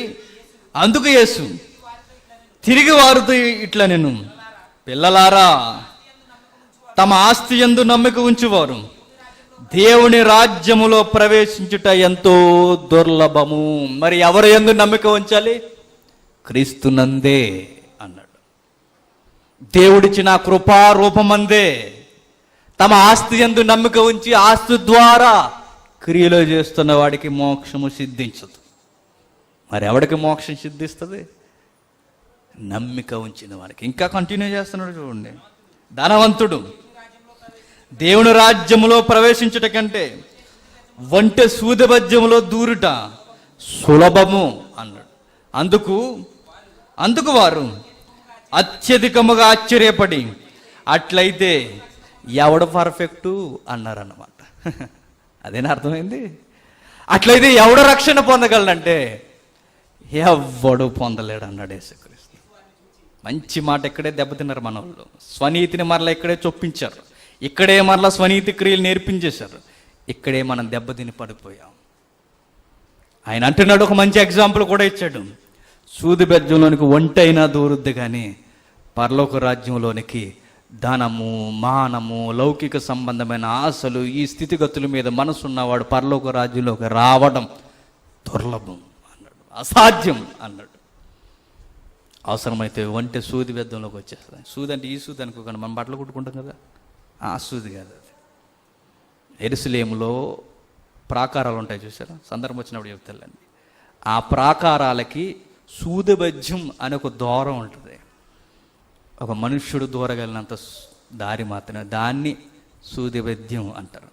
ఆ సూదిబెద్యంలోనికి మనుషులు దూరగలరు కానీ ఇలాంటి పెద్ద పెద్ద జీవులు దూరలేవు. దాన్ని సూదిబెద్యం అంటారు అన్నమాట. ఆ సూదిబెద్యంలోనికి, ఆ ప్రాకారపు సూదిబెద్యంలోనికి ఒంటైనా దూరుద్ది కానీ పరలోక రాజ్యంలోనికి ఈ లౌకిక సంబంధులు మాత్రం రారు అన్నాడు. అప్పుడు శిష్యులు అన్నాడు, ప్రభువా అలా అయితే ఎవడెళ్తాడు ప్రభువా? ఇటు మా క్రియల వలన, ధర్మశాస్త్ర క్రియల వలన మేము రాకపోయి, ఇటు పొరుగువానికి మా ఆస్తి అంతా ఇచ్చేసిన చివరికి మేము రాలేకపోతే ఇది ఎవరి వలన అవుద్ది ప్రభు అంటే, మనుషులుగా మీకు మీరు నిత్య జీవాన్ని సంపాదించడం అసాధ్యం అంటూ యేసు వారిని చూసి, ఇది మనుషులకు అసాధ్యము కానీ దేవునికి అసాధ్యము కాదు, దేవునికి సమస్యము సాధ్యమే అన్నాడు. మనోళ్ళు ఏమన్నారు తెలుసా? చెబుతాను, కంగారు పడకండి. ఇది మనుషులకు అసాధ్యం. మనుషులకు అసాధ్యం అంటే మనుషులుగా మీ స్వనీతిని బట్టి, మనుషులుగా మీ క్రియలను బట్టి, మనుషులుగా మీ సామాజిక దృక్కోణాన్ని బట్టి, మనుషులుగా మీ ధర్మ కార్యాలను బట్టి మీరు పరలోకానికి రాలేరు. మిమ్మల్ని పరలోకానికి తీసుకొచ్చేది ఒకే ఒక్కరు, అది దేవుడు. అది దేవునికే సాధ్యం అన్నాడు. దేవుడు మాత్రమే మిమ్మల్ని తీసుకెళ్ళగలడు, దేవుడు మాత్రమే పరలోకానికి మిమ్మల్ని నడిపించగలడు. అది ఎవరో కాదు, నేనే మార్గం అన్నాడు. మనవారు ఏం చెప్పారంటే, ఎవడైతే దేవుడిగా మారతాడో క్రియలను బట్టి, ఎవడైతే దేవుడిగా మారతాడో క్రియలను బట్టి వాడికి మోక్షం వస్తుంది అన్నారు. అట్లా ఉందా అక్కడ? అసలు మరలా స్వనీతితో చేస్తున్నారు. పరిసయ్యుల శాస్త్రుల నీతి కంటే అధికమైన నీతి మీకు ఉండాలి అంటే క్రియలు కాదయ్యా. ఆ నీతికి డెఫినేషను క్రీస్తు మీద ఆనుకోవడమే. క్రియలతో చచ్చిపోకండి, మన క్రియలు మనం చంపుతాయి. ఇక్కడ మనల్ని మోక్షాన్ని ఇచ్చేది ఇక్కడ ఈ సారాంశంలో కూడా అక్కడున్న ఆ అబ్బాయికైనా శిష్యులకైనా అందరికి అర్థమయ్యేలా బహిరంగంగా సార్వత్రిక సంఘానికి చెబుతున్నాడు, సమాజానికైనా. ఇదిగో మనకి మోక్షం నిత్య జీవం రావాలి అంటే ఒకే ఒక్కటి, అది దేవునికే సాధ్యం. మీ వల్ల అవుదా లోకానికి రావడం అన్నాడు. మనుషులుగా మీకు అసాధ్యం అన్నాడు. అది దేవునికి సాధ్యం. ఆ దేవుని నేనే అన్నాడు. నా ద్వారానే నిత్య జీవం అన్నాడు. ఇప్పుడు మీకు డౌట్ రావచ్చు, మరి యాకోబు గారు క్రియల మూలముగానే నీతిమంతులను తీర్చబడతారు, విశ్వాస సంబంధమైన క్రియలు అన్నాడు కదా, మరి దాని సంగతి ఏంటి అని చూద్దాం. ఒకసారి చూద్దామా, వెళ్ళిపోదామా? చూద్దాం అన్నవారు చెయ్యొద్దండి, ఎత్తకపోతే చెయ్యి అంటాడని కదా. యాకోబు పత్రిక 2వ అధ్యాయం, యాకోబు పత్రిక 2వ అధ్యాయం 17వ వచనం నుండి 14 నుండా. నా సహోదరులారా, క్రియలు లేనప్పుడు ఎవడైనను తనకి విశ్వాసము కలదని చెప్పిన ఎడల ఏమి ప్రయోజనము? అట్టి విశ్వాసం అతన్ని రక్షింపగలదా? సహోదరి అయినను దిగంబరులై ఆనాటికి భోజనము లేక ఉన్నప్పుడు మీలో ఎవరైనను శరీరమునకు కావలసినవి ఇయ్యక సమాధానముగా వెలుడి, చలిగాసుకొనుడి, తృప్తి పొందనని చెప్పిన ఎడల ఏమి ప్రయోజనం? యాకోబు గారు ఏమి లేవనెత్తున్నాడు చూడండి. మనకి రోమా పత్రిక మీకు మైండ్లో ఉంటే ఇది కొంచెం స్టేట్మెంట్ వ్యతిరేకం అన్నట్టుగా ఉంటుంది, కానీ వ్యతిరేకం కాదు అది. మనమే రెండింటికి వ్యతిరేకం, అవి రెండే సరైన కొలమానవే. సహోదరులారా, క్రియలు లేనప్పుడు ఎవడైనను తనకి విశ్వాసం కలదని చెప్పిన ఏళ్ళ ఏమి ప్రయోజనం అంటున్నాడు. అట్టి విశ్వాసం అతన్ని రక్షింపగలదా? నీ విశ్వాసానికి క్రియలు ఉండాలట. అక్కడ ఆయన అన్నాడు, విశ్వాసం ఉంటే చాలు, క్రియలు అవసరం లేదన్నాడు. క్రియలంటే ఏంటి యాకోబు అని అడిగితే ఆయన ఎగ్జాంపుల్ చెబుతున్నాడు. సహోదరుడైనను సహోదరి అయినను దిగంబరులుగా ఉంటే వారికి వస్త్రములు ఇవ్వకుండా జాగ్రత్తగా ఉండండి, కుశల ప్రశ్నలు కుశల సమాధానం చెప్పేవారు కదా ఆయనకు కావాల్సినది. శారదీసేవారు ఆయనకు కావాలన్నాడు. ఈ దుఃఖం ఎక్కడిది అంటే ఆయన అంటున్నాడు, క్రియలోనిది అన్నాడు. అర్థమవుతుందా మీకు? కిందికి మాట్లాడుతూ ఆయన అంటాడు, క్రియలేని విశ్వాసం. అలాగే విశ్వాసము క్రియల లేనిదైతే అది ఒంటిగా ఉండి మృతమైన దగును. అయితే ఒకడు, నీకు విశ్వాసం ఉన్నది, నాకు క్రియలు ఉన్నవి, క్రియలు లేకుండా నీ విశ్వాసము నాకు కనపరచు, నేను నా క్రియలు చేత నా విశ్వాసము నీకు కనబడదనని చెప్పాను. మరలా అబ్రహాం గారిని లేవనెత్తుతున్నాడు చూడండి. అలాగూ నమ్ముట, దేవుడు ఒక్కడే నువ్వు నమ్ముచున్నావు, అలాగూ నమ్ముట మంచిదే. దయ్యములను నమ్మి వణుకుచున్నవి వ్యర్థుడా, క్రియలేని విశ్వాసం నిష్ఫలమైనదని తెలుసుకొని కోరుచున్నావా? మన పితరుడైన అబ్రహాము తన కుమారుడైన ఇస్సాకుని బలిపీఠం మీద అర్పించినప్పుడు అతడు క్రియల వలన నీతిమంతుడని తీర్పు పొందలేదా? విశ్వాసము అతని క్రియలతో కూడా కూడి కార్యసిద్ధి కలుగజేసిననియు క్రియల మూలముగా అతని విశ్వాసము పరిపూర్ణమైనదనియు గ్రహించుచున్నాము కదా. మరలా ఇక్కడ వచ్చింది అబ్రహాము సందర్భం. అక్కడ ఆయన ఏమన్నాడు? అబ్రహాము క్రియల వలన నీతిమంతుడు అవ్వలేదు, అబ్రహాము విశ్వాసం వలన నీతిమంతుడు అయ్యాడు అన్నాడు. ఈయన అంటున్నాడు, విశ్వాసం ఉన్న ఆయన క్రియలు చేసి నీతిమంతుడు అయ్యాడు అంటున్నాడు. ఎవరు? యాకోబు గారు. ఈ రెండిట్లో ఒక సన్నటి తీగ పోతుంది, ఆ సన్నటి తీగే ప్రేమ అన్నాడు. ఆ ప్రేమకు రూపమే యేసుక్రీస్తు. అబ్జర్వ్ చేయండి బాగా. విశ్వాసము క్రియలేని విశ్వాసం. విశ్వాసం ఎవరు ఉంచాడు? అబ్రహాం. యేసుక్రీస్తునందు. యేసుక్రీస్తునందు అబ్రహాము విశ్వాసం ఉంచితే అప్పుడు అబ్రహాం ఏం చేశాడు తెలుసా? క్రియ చేశాడు. అబ్రహాము ఏ క్రియలు చేయలేదని చెప్తున్నాడు తెలుసా పౌలు గారు? అక్కడ యేసుక్రియలు కాకుండా ధర్మశాస్త్రపు క్రియలు చేస్తే అతిశయంగా కలుగుద్ది. ఎవరికి? అబ్రహాముకి. అబ్రహాము ఏ క్రియలు చేయలేదంటే ధర్మశాస్త్ర క్రియలు చేయలేదు. అబ్రహాము ఏ క్రియ జరిగించాడంటే క్రీస్తుకు సంబంధించిన క్రియ జరిగించాడు. అది బలియాగం, విశ్వాసపు క్రియ. ఇక్కడ మీరు గమనించండి, సహోదరుని ప్రేమించే క్రియ కొరకు చెబుతున్నాడు. సహోదరుని ప్రేమించే క్రియ, ఈ భావజాలం ఎక్కడిది? యేసుక్రీస్తులో ఉన్నది. నువ్వు విశ్వాసం ఉంచావా, ప్రభువుని కనపరచుము అని చెప్పి ఇక్కడ కాంటెక్స్ట్. అందుకే క్రియ అంటే ఏంటి, క్రియ అంటే ఏంటి, క్రియ అంటే ఏంటంటే కొంచెం ఎక్స్ప్లెయిన్ ఇచ్చాడు ఎవరు, యాకోబు గారు. ఆ క్రియ ఏంటో కాదు, ఇదిగో అబ్రహాము కనపరిచాడే యేసుక్రీస్తు ఎల్ల క్రియలు అవే. అబ్రహాము ఏ క్రియలు చేశాడు? మోక్షపు క్రియలు చేశాడా? మోక్షానికి, నిత్య జీవాన్ని సంపాదించుకోవడానికి సంబంధించిన క్రియలు చేశాడా? లేదే. ఆయన చేసిన క్రియ ఏంటో తెలుసా? రక్షణ భాగ్యాన్ని దృశ్య రూపంలో బలిపీఠం మీద చూపించిన క్రియ, అదే విశ్వాసపు క్రియ. ఇట్టి క్రియలు సహోదరులు ఇళ్ళ మీరు కనబరచండి అంటున్నాడు. ఇదికి ఏంటయ్యా క్రియ అన్న దానికి కేర్ ఆఫ్ అడ్రస్ మనం చూస్తే మంచి వచనం, యోహాను సువార్త 6వ అధ్యాయం, యోహాను సువార్త 6వ అధ్యాయం 28 నుండి. మేము దేవుని క్రియలు జరిగించుటకు ఏమి చేయవలనని ఆయన అడుగగా, యేసు ఆయన పంపిన వాని యందు మీరు విశ్వాసం ఉంచుటయే దేవుని క్రియని వారితో చెప్పాను. వచ్చింది చూడండి ఆన్సర్. మీరు క్రియలు చేయాలని కుతూహలం ఉన్నారు కదా, ఆ క్రియలు మీరు అనుకుంటున్న సమాజ సంబంధమైన క్రియలు కాదు. దేవుడు ఒక క్రియను నియమించాడు. ఆ క్రియ ఏంటో తెలుసా? దేవుడు పంపిన వాని యందు మీరు విశ్వాసం ఉంచుటయే క్రియా అన్నాడు. దేవుడు ఎవరిని పంపాడు భూమి మీదకి? మరొక దేవుణ్ణి భూమి మీదకి పంపాడు. ఎవరా దేవుడు? యేసుక్రీస్తు. ఇది దేవునికి సాధ్యము, మనుషులకు అసాధ్యము. మన మోక్షం పోవడానికి, నిత్య జీవం పోవడానికి మనం అసాధ్యం, మనం ఓడిపోయాం, దెబ్బతిన్నాం. ఆ మహిమ గల జీవితంలో మన పితరులు ఓడిపోయారు. ఆ పోయిన దాన్ని మరలా మనకివ్వడానికే యేసుస్వామి దేవుడు దీనుడుగా భూమి మీదకి వచ్చాడు, మనల్ని నిలబెట్టాడు. ఆయన యందు మన విశ్వాసం ఎప్పుడైతే ఉంచామో ఆయన మనం కనపరుస్తాం. ఆయన కనపరచడం అంటే ఏంటో తెలుసా? క్రియలు చేయడు. ఏ క్రియలు?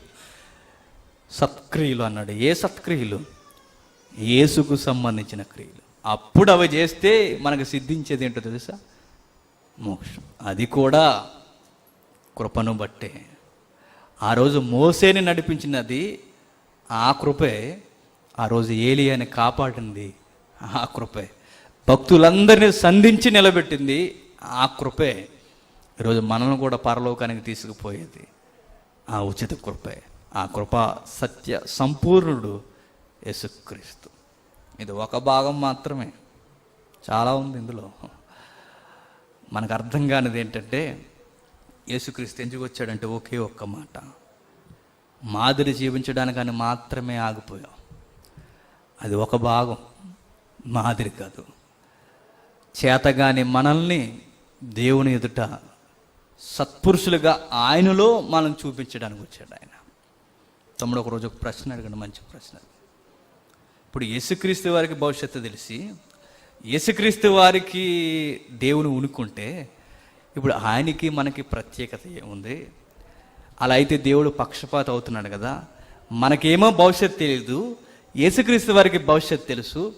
ఆయన భవిష్యత్తు ఎరిగిన వాడు గనక నీతిగా బ్రతికేశాడు.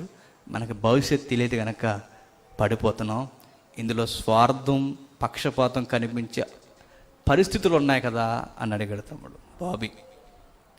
కానీ విషయం ఏంటంటే, ఈ సారం నీకు అర్థమైతే, తమ్ముడికి అర్థమైంది నీకంటే నీకు అదనంగా ఈ సారం మనకు అర్థమైతే అసలు అక్కడ ప్రశ్నే లేదు.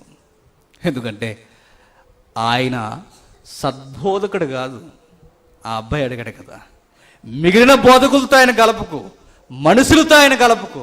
ఆయన వచ్చింది నిన్ను నన్ను పరలోకానికి తీసుకుపోవడానికి వచ్చిన దేవుడు ఆయన. మరలా దేవునికి భవిష్యత్తు తెలుసా, అది తెలుసా, ఇది తెలుసా అంటే ఒక విషయం ఆలోచించండి. మాదిరి జీవించాడు పేతురు అన్నట్టుగా. కానీ విషయం ఏంటో తెలుసా? ఆ దైవత్వాన్ని ఎప్పుడు తన కొరకు ఎక్కడా ఉపయోగించుకోలేదు ఆయన. ప్రజలకు రొట్టెలు చేసిన వాడు తనకు ఒక రొట్టె చేసుకున్నాడా? చేసుకోలేదు.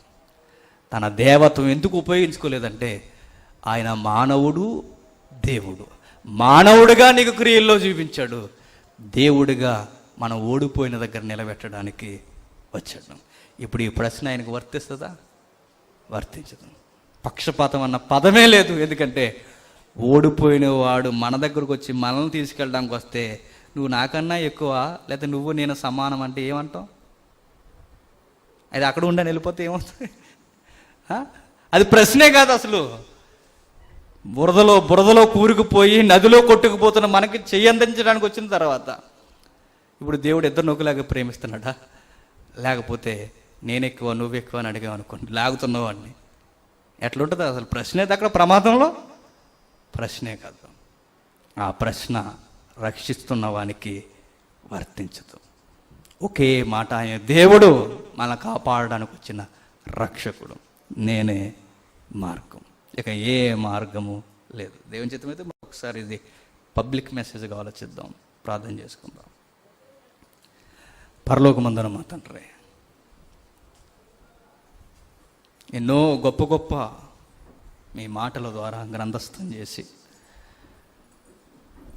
అక్షరాలుగా ఉన్న మాకు తండ్రి ఒక అర్థాన్ని తెచ్చేలా ఏ విధముగా మమ్మల్ని కూర్చుతున్నందుకు వందనాలు తండ్రి. తండ్రి, లేఖనాల్లో ఉన్న సారామును మేము అర్థం చేసుకోవడానికి, ఆ సారాంశమును మేము గెలుచుకోవడానికి తండ్రి కేవలం మీ ఉచిత కృప, మీ ఆత్మ సహాయం, దానిని బట్టి ఈ లోతైన సంగతులు మాకు వినిపించినందుకు వందనాలు తండ్రి.